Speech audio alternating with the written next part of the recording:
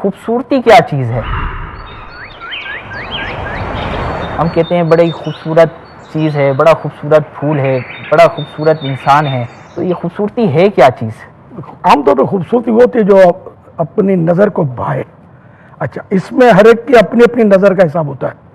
کسی کو کوئی چیز دیکھنے میں بھلی معلوم ہوتی ہے اور دوسرے کو وہی چیز جچتی نہیں ہے.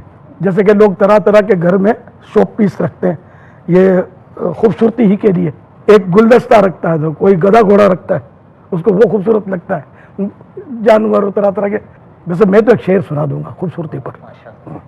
میرے آقا اعلیٰ حضرت رحمۃ اللہ علیہ کے بھائی مولانا حسن رضا خان حسن رحمۃ اللہ علیہ نے ایک شعر نظم کیا ہے. جن کے ہاتھوں کے بنائے ہوئے ہیں حسن و جمال، اے حسین تیری ادا اس کو پسند آئی ہے.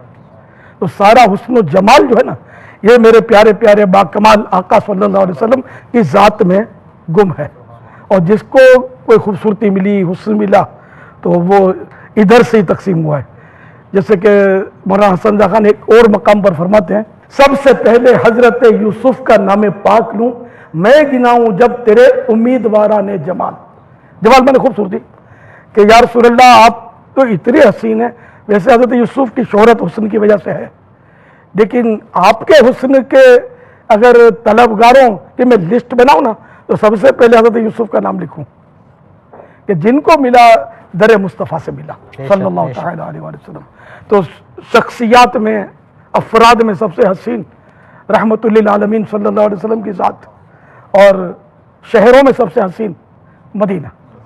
سبحان. دیکھنا ہے تو مدینہ دیکھیے، قصر شاہی کا نظارہ کچھ نہیں، کچھ نہیں، کچھ نہیں.